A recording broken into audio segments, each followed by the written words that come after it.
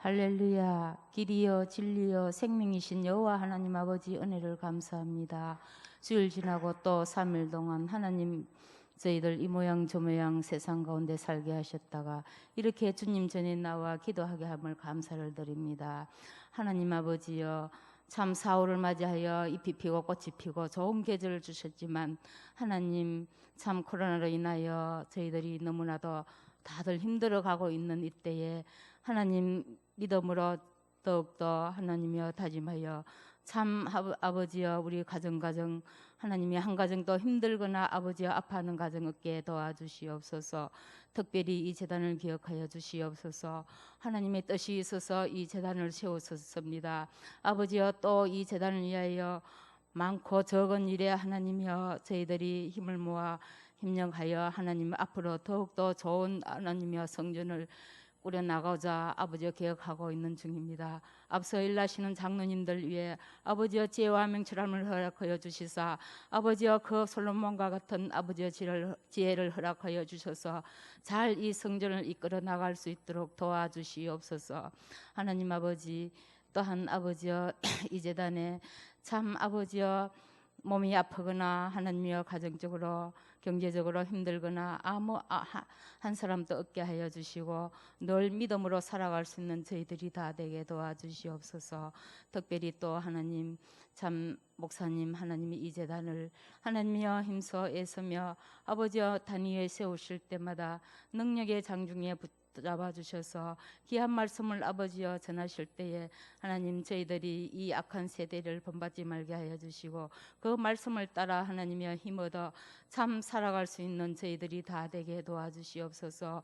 아버지여 유치부로부터 어른에 이르기까지 한 사람도 아버지여 나고 자가 되게 없게 하여 주시고 늘 건강한 몸으로 하나님이여 신앙생활 잘할 수 있는 아버지여 저희들이 다 되게 도와주시옵소서. 아버지 또 이어 또 부목사님이야 모든 아버지여 전도사님께서도 참 그 길을 훤히 인도하여 주시옵소서. 앞으로 아버지여 더욱더 참 빛과 소금의 역할을 잘할 수 있는 귀한 목자들이 다 되게 도와주시옵소서. 그래서 아버지여 맡은 사명을 잘 감당할 수 있는 아버지여 저들의 믿음도 허락하여 주시옵소서. 이 시간은 시작하는 시간입니다. 마치는 시간까지 하나님 함께하여 주시기를 간절히 바라옵고 이 모든 말씀을 우리 주 예수님의 이름으로 기도했습니다.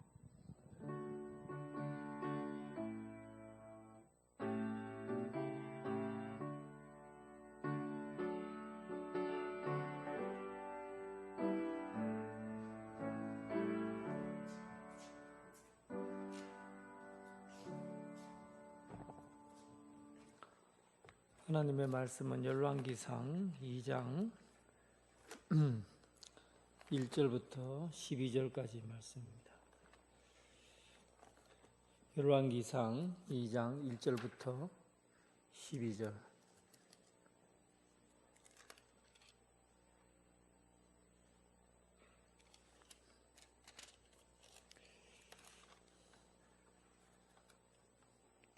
(2장 1절부터 9절까지만 하겠습니다. 9절. 2장 1절부터 9절까지.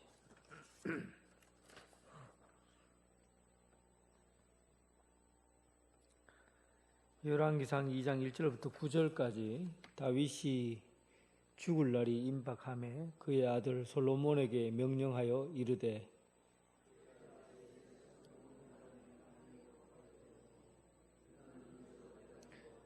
내 하나님 여호와의 명령을 지켜 그 길로 행하여 그 법률과 계명과 율례와 증거를 모세 율법에 기록된 대로 지키라. 그리하면 내가 무엇을 하든지 어디로 가든지 형통할지라.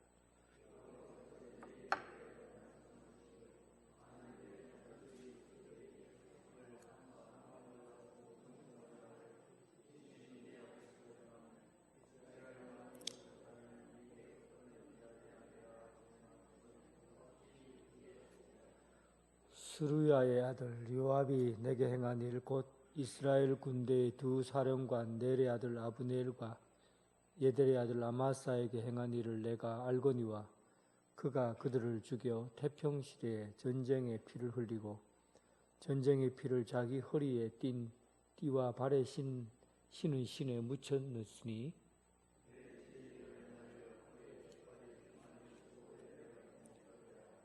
마땅히 길르앗 바르실레의 아들들에게 은총을 베풀어 그들이 내 상에서 먹는 자 중에 참여하게 하라. 내가 내 형 압살롬의 낯을 피하여 도망할 때 그들이 내게 왔느니라.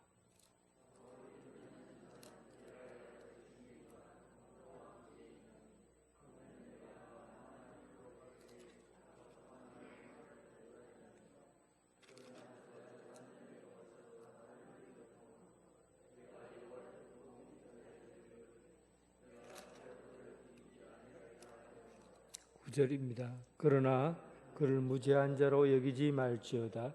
너는 지혜 있는 사람이므로 그에게 행한 일을 알지니 그의 백발이 피 가운데 수월에 내려가게 하라. 아멘.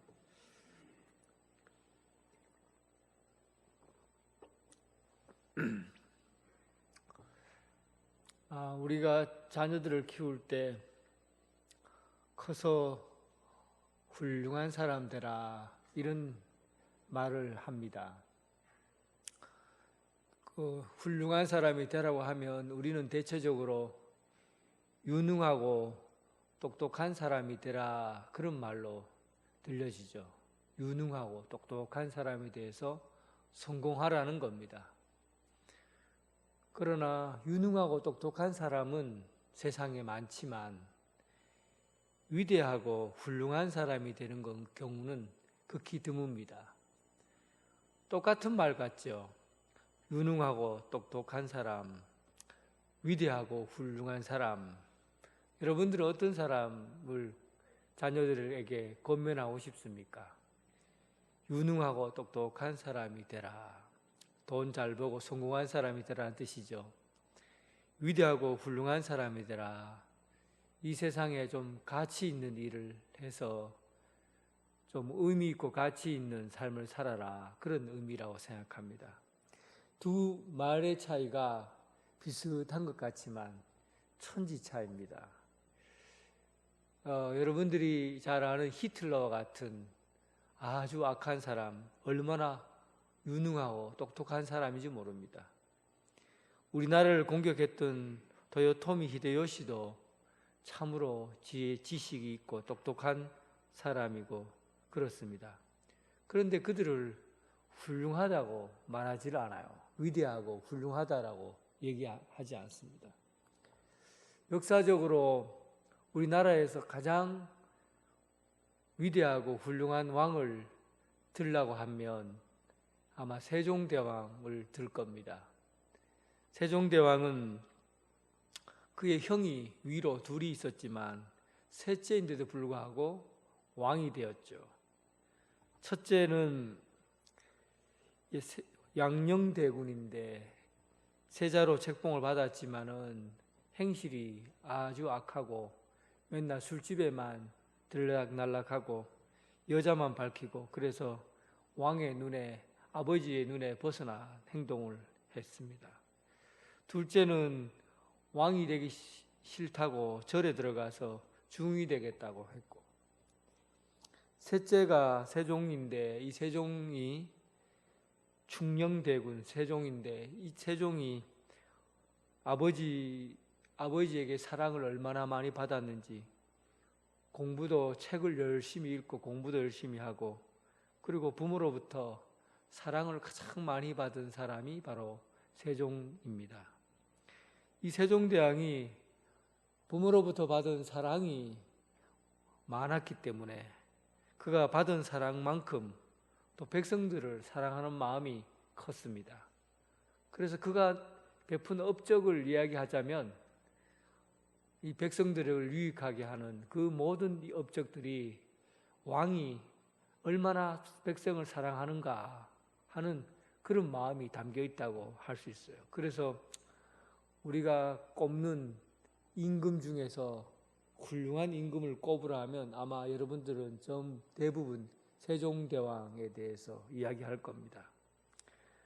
훌륭함이 어디서 나오느냐 하는 거죠.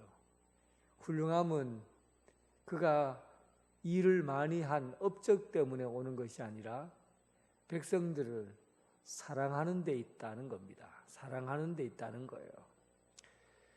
사랑을 받은 사람이 사랑을 할 수가 있습니다. 하나님의 사랑을 경험한 사람이 사랑을 베풀 수 있는 것이죠. 여기에 훌륭함이 있습니다. 다윗은 가장 큰 아픈 상처로 밧세바와 부정을 저지르고 아들을 낳았죠. 근데 그 아들은 그 벌로 인해서 죽습니다. 그리고 그 다음에 하나님께서 다윗의 죄를 다 용서해 주시고 낳은 아들이 바로 솔로몬이에요. 솔로몬의 이름은 여디디야라고 해서 하나님의 사랑받는 자라는 뜻을 담고 있습니다. 그래서 사실은 다윗이 가장 사랑하고 늦은 나이에 아들을 낳은 그 아들이 바로 솔로몬이에요. 여디디야 솔로몬. 사랑을 많이 받고 자랐고, 그래서 그의 이름조차도 여디디야라는 이름을 불렀습니다. 오늘은 이 솔로몬에 대한 이야기, 솔로몬이 왕의 자리에 앉게 되었을 때 다윗이 그에게 마지막 죽으면서 유언의 말을 남겨줍니다. 그런데 이 솔로몬에게 있어서 솔로몬이 받은 가장 훌륭한 유산은 부모에게서 받은 사랑이에요. 다윗이 자녀들에 대한 사랑이 그렇게 지대하게 나타난 경우가 많이 없습니다. 그런데 오늘 솔로몬에게만은 특별하게 관심을 가지고 사랑을 주었다고 볼 수가 있어요.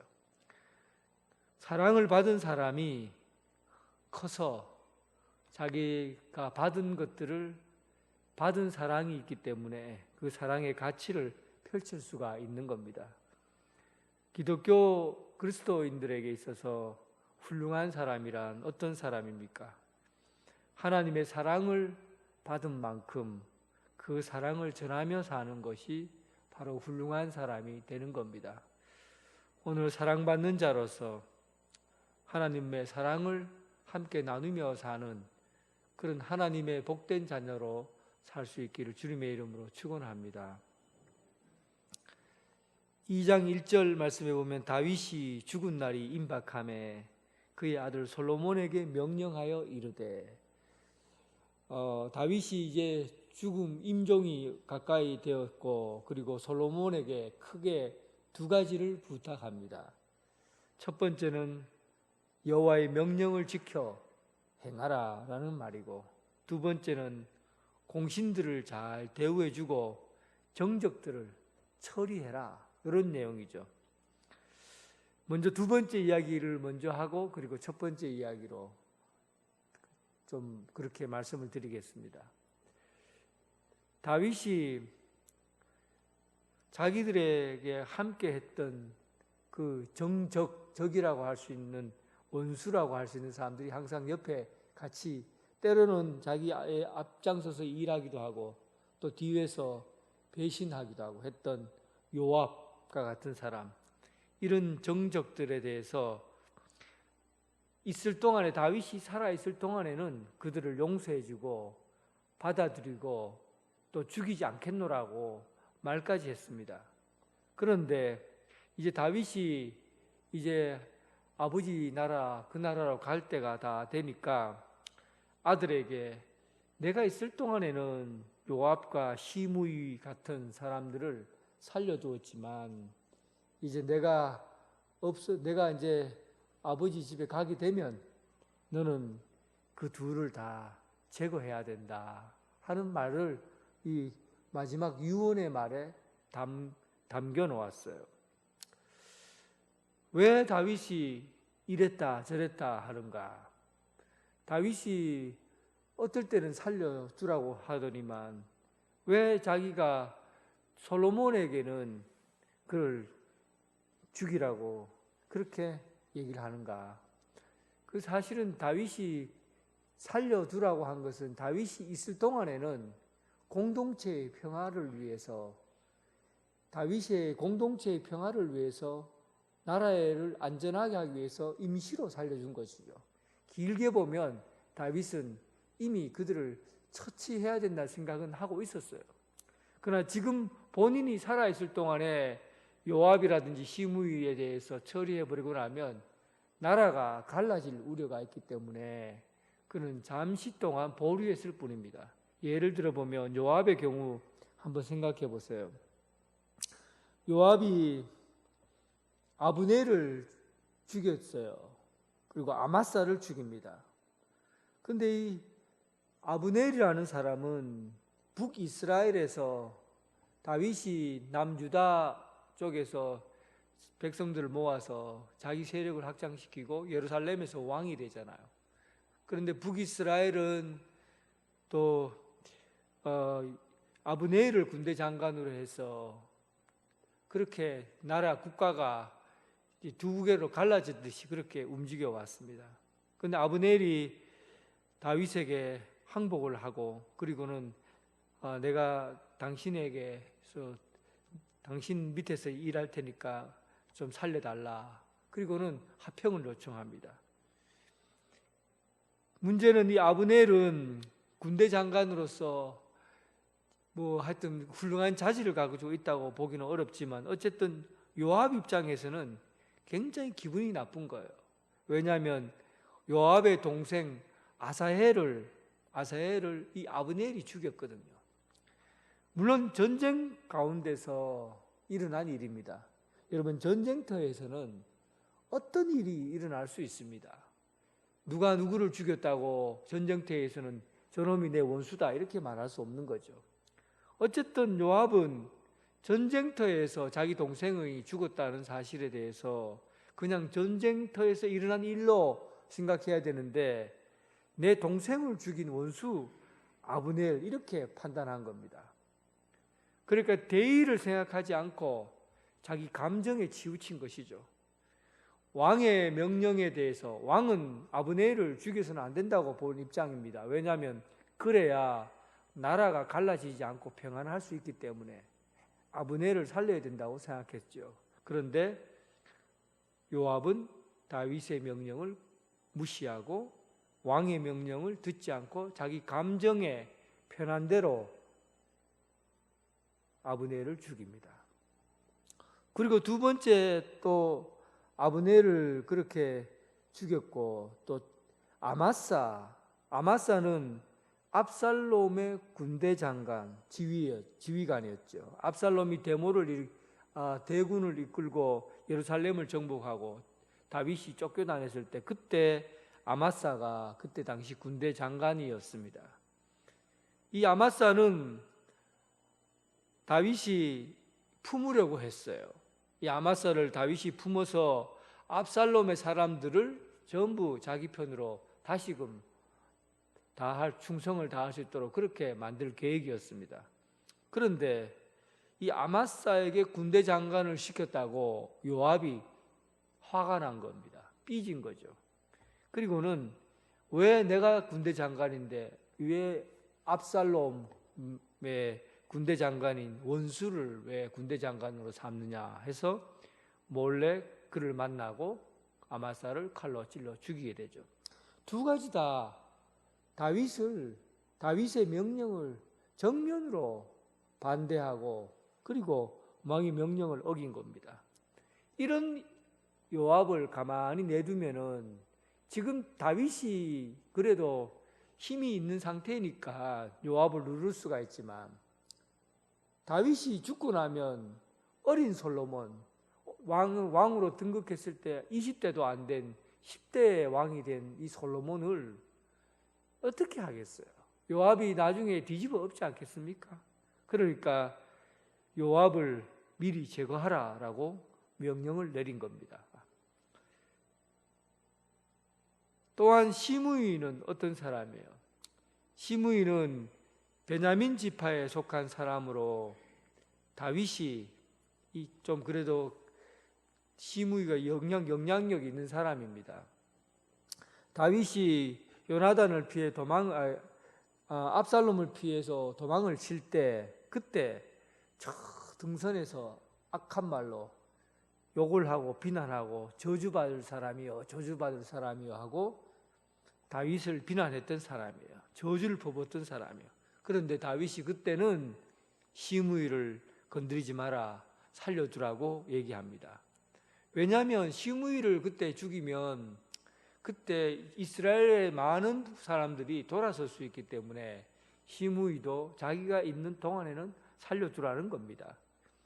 시므이도 역시 겉으로는 다윗이 왕으로 다시 복귀하자 겉으로는 내가 잘못했습니다, 용서해달라고, 내가 죽을 죄를 지었다고 고개를 숙였지만 속에는 아직도 시퍼런 칼날을 가지고 있었습니다. 다윗이 다 알아요. 다 알고 있었어요. 그런데도 불구하고 다윗은 그를 죽이지 않았습니다. 왜냐하면 지금은 공동체가 더 중요하기 때문에. 그러나 다윗이 죽고 나면 어린 솔로몬은 정확한 법을 가지고 집행하지 않으면 백성들이 왕의 권위에, 왕의 명령을 듣지 않으려 하기 때문에 질서를 위해서 법을 엄격하게 집행하기를 원했던 겁니다. 세계에서 가장 넓은 나라를 정복한 사람이 누구냐 하면 나폴레옹이 아니에요. 그리고 알렉산더 대왕도 아니에요. 그리고 독일의 히틀러도 아니에요. 이 세계를 가장 넓은 땅을 차지한 나라는 몽골의 징기스칸이라는 왕이에요. 황제예요. 이 징기스칸이 이 세계의 가장 넓은 지역을 가장 빨리 정복한 왕입니다. 어떻게 그가 이 세계를 얼마 되지 않는 군대를 이끌고 전 세계를 정복할 수 있었느냐 하면 거기에 합당한 법이, 굉장한 법이 있는데 법이 그렇게 많지는 않지만 그 법이 굉장히 엄격하고 단호하게 지켜졌다는 거예요. 큰 나라를 이끌려고 하면 법이 얼마나 중요한가 하는 걸 보여줍니다. 그 법이 예를 들면 이런 내용이에요. 몇 가지만 소개하자면 얼마나 단호한지 이런 내용입니다. 자신이 속한 24조에 의하면 자신이 속한 10호장, 100호장, 1000호장 말고는 누구를 섬겨서도 안 된다. 그러니까 바로 위에 상급자의 말을 반드시 들으라는 얘기죠. 그렇지 않으면 사형이다. 또 이런 것도 있어요. 구조에 보면 전투 중 앞사람이 무기를 놓쳤을 때 뒤따른 사람이 주어서 주인에게 무기를 갖다 줘야 되는데 무기를 자기 것으로 챙기면 도둑질로 여기는 거죠. 그러면 그 사람은 사형. 또 이런 내용도 있어요. 제3조에 하면 거짓말한 자, 다른 사람의 행동을 훔쳐본 자, 또 재밌는 거는 남의 싸움에 끼어들어 한쪽 편을 드는 자는, 남의 싸움에 들어서 한쪽 편에 드는 사람은 사형. 법이 얼마나 엄격해요. 그런데 이 내용을 자세히 들여다보면 공동체에 위협이 되거나 거짓말하고 속이는 거, 훔치는 거, 공동체를 무너뜨리는 거, 사람의 편을 가르는 것, 이런 것들에 대해서는 철저하게 엄격하게 행했다는 겁니다. 그렇게 하면 사형이에요. 죽여버려요. 이런 법을 가지고 있으니까 공동체가 딱 하나가 돼서 거짓도 없고 언제나 옳은 깨끗한 정의롭고 순결하고, 그리고 그 공동체가 하나가 되어서 이 세계를 정복할 수 있었다는 겁니다. 그만큼 큰 나라를 움직여 나가기 위해서는 엄격한 법이 그대로 유지가 되어야 된다는 뜻입니다. 그래서 다윗이 솔로몬에게 명령한 것은 바로 이 점이었어요. 나는 이들을 그냥 용서해주고 그리고 이들을 지금 포용하고 그렇게 했지만은 너는 그렇게 하면 안 된다. 너는 지금 나라를 이끌어가기 위해서는 법대로 엄격하게 유지하고 규정해야만이 너의 말을 들을 것이다. 그런 얘기입니다. 그래서 법은 엄격하게 집행하라라는 것이고, 뿐만 아니라 다른 편으로 그러나 너에게 잘 해준 사람은, 충성을 다하는 사람에게는 관용을 베풀어라. 7절에 보면 바르실레의 아들에 대해 나오죠.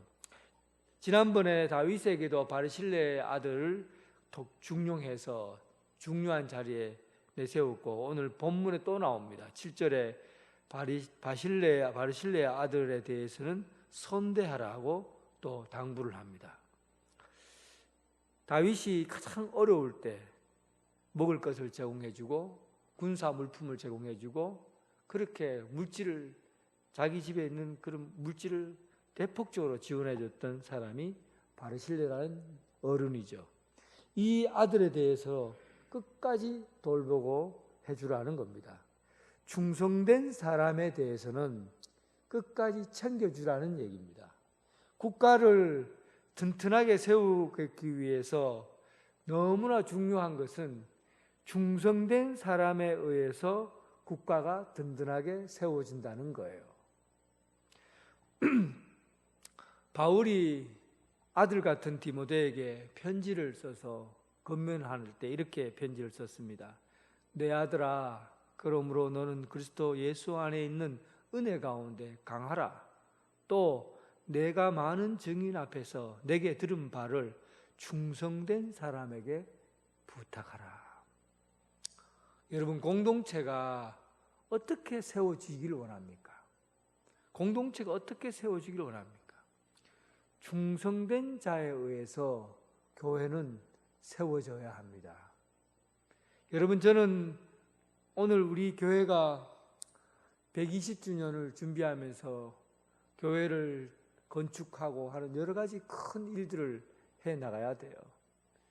여러분, 어떻게 세워지기를 원합니까? 불평하고 불만을 가지고 교회 말을 하면 말만 자꾸 하고 충성은 다하지 않고 헌신되지 않고, 이렇게 교회는 세워지면 절대 교회가 세워지지 않습니다. 함께 주님의 교회를 위해서 충성된 일꾼에게 부탁하는 거예요. 말로 해서 교회가 세워지지 않아요. 여러분, 반드시 기억하십시오. 말을 많이 한다고 해서 교회가 세워지지 않습니다. 충성된 일꾼에게 교회가 주어진 거예요. 여러분, 기회는 충성된 사람에게 주어진 겁니다. 여러분, 주님의 교회를 충성되게 헌신하며 그렇게 세워갈 수 있기를 진심으로 바랍니다.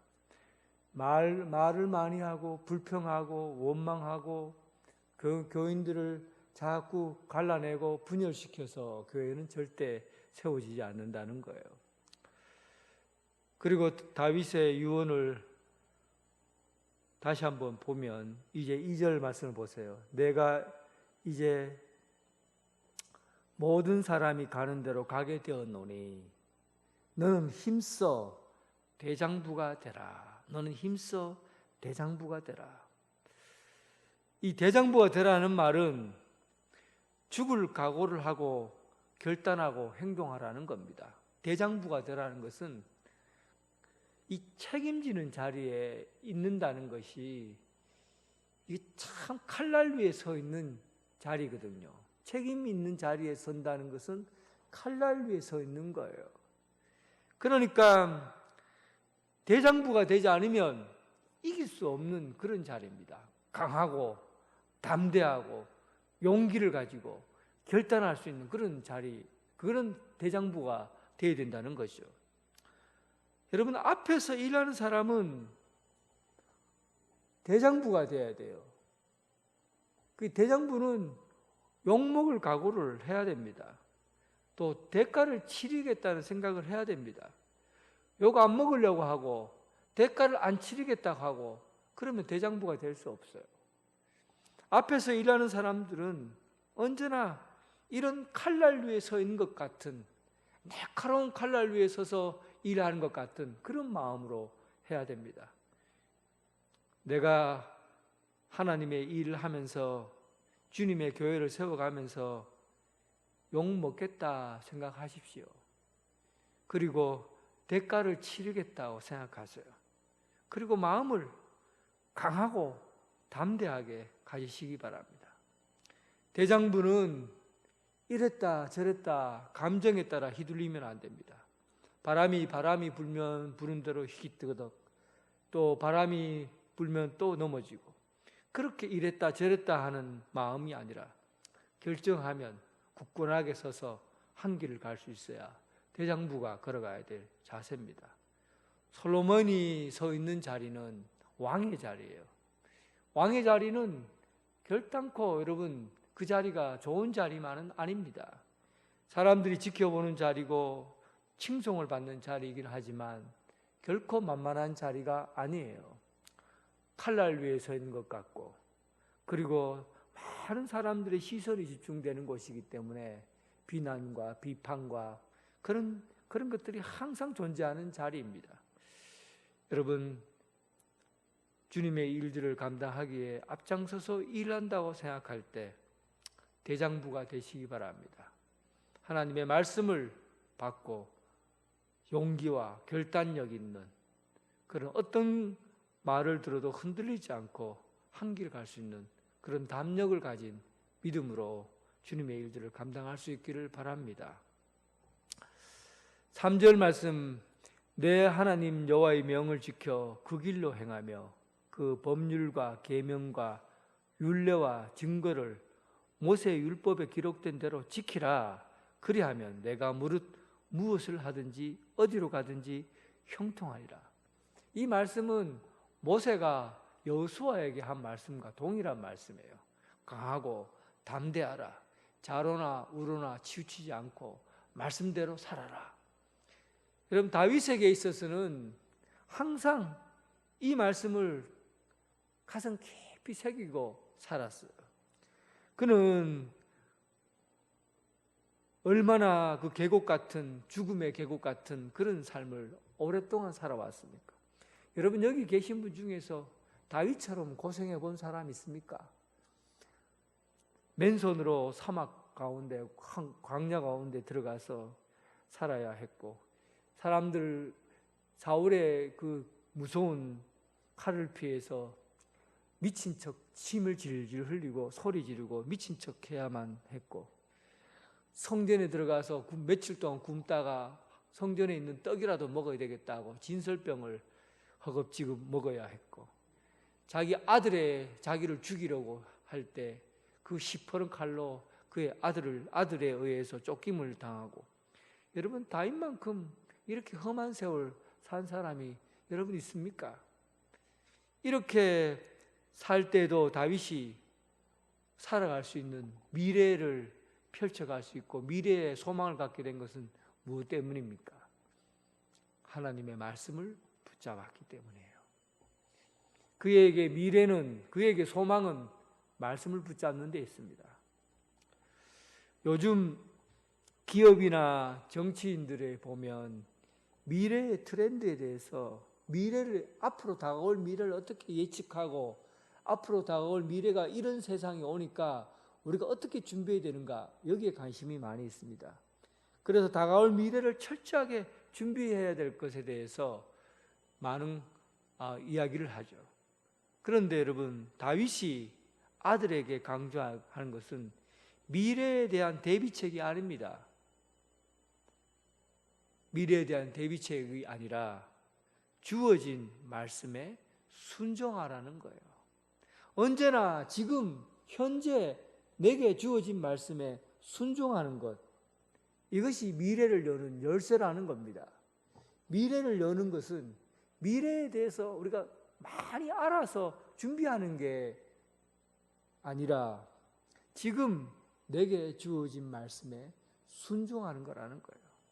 하나님의 말씀에 순종하는 것이 내일에 대한 소망이 있고 희망이 있다는 겁니다.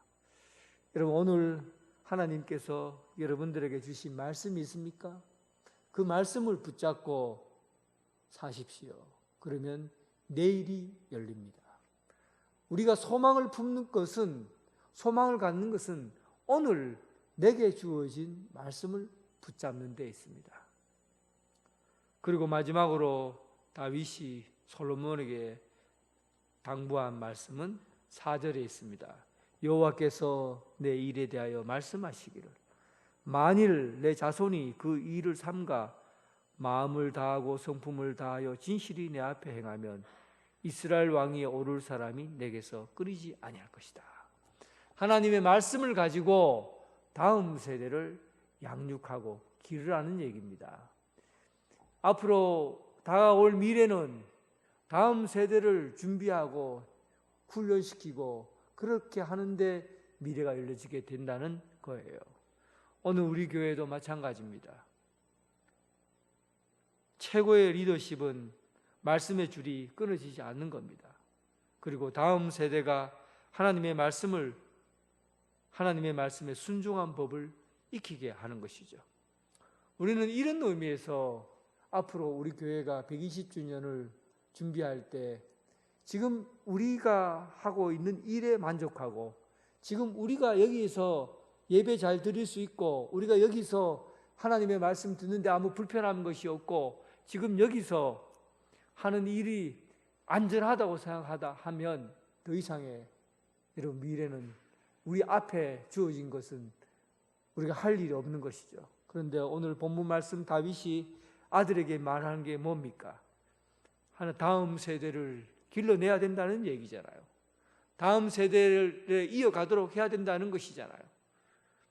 앞으로 우리가 추구해야 될 교회의 방향은 우리만을 위해서, 여러분과 제 자신을 위해서가 아니라 지금 태어나서 자라고 있는 아이들을 위해서 교회가 존재하고 그리고 진행 준비를 해 나가야 된다는 겁니다.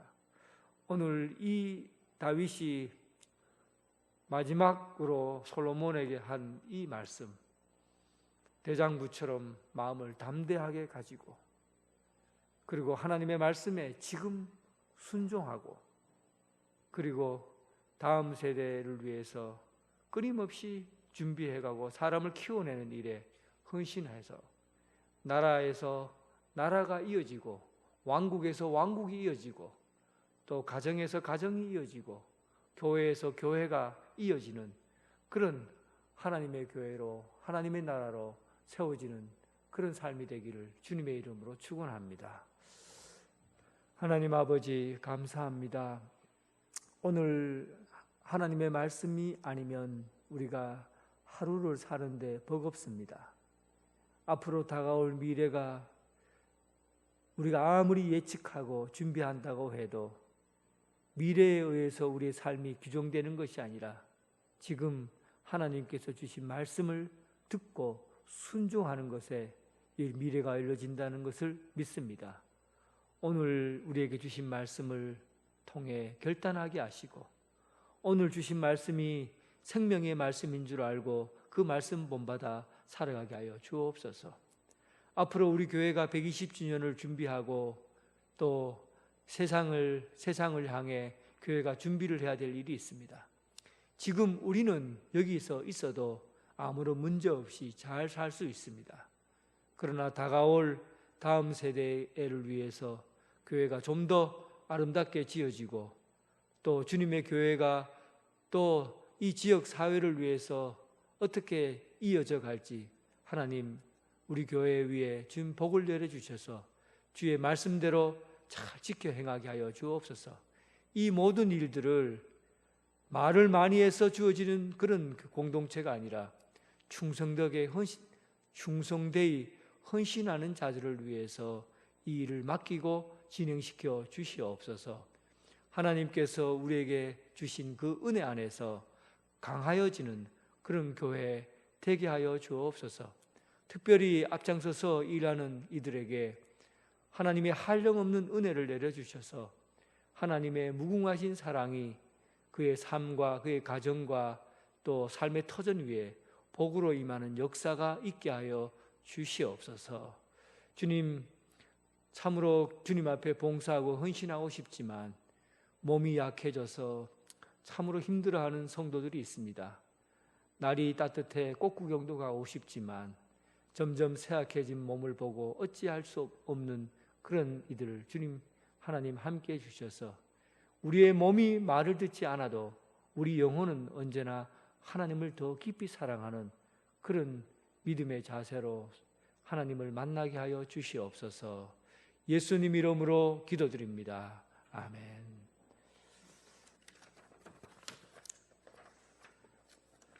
교회 소식입니다. 우리 오후 찬양 예배는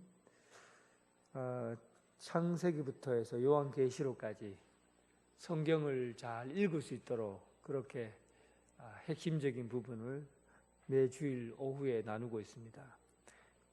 이번 주까지 레위기 했어요. 이제 민수기까지 여러분 읽어 오시면 말씀을 듣는데 아주 도움이 되리라 생각합니다. 이번 오는 주일 2부 예배 후에 재직해 있습니다. 준비해 주시기 바랍니다. 찬송가 546장입니다. 546장.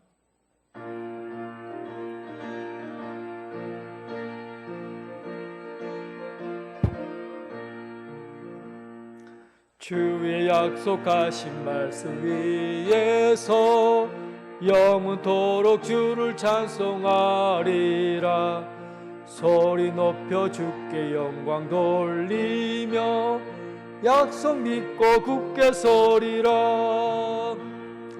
굳게 서리.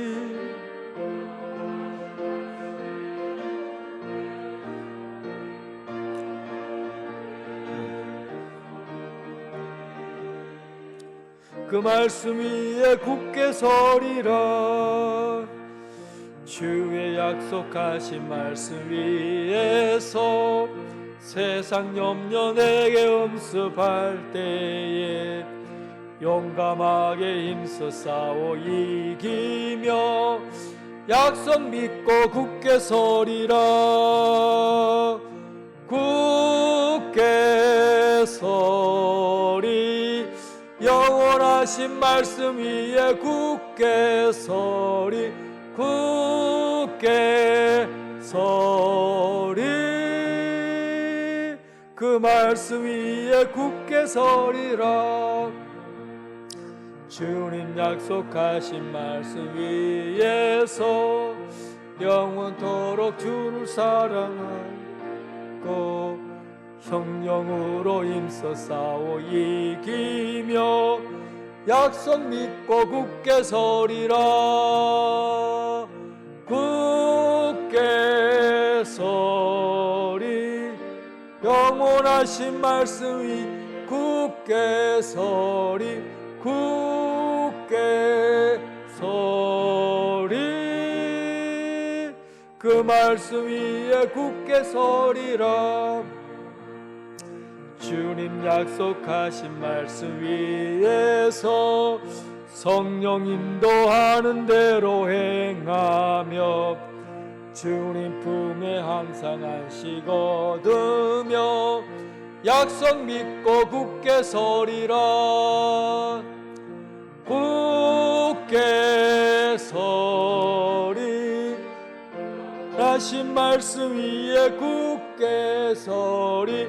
굳게 서리. 그 말씀 위에 굳게 서리라. 주님 가르치신 기대로 예배를 마치겠습니다. 하늘에 계신 우리 아버지, 아버지의 이름을 거룩하게 하시며 아버지의 나라가 오게 하시며 아버지의 뜻이 하늘에서 같이 땅에서도 이루어지게 하소서.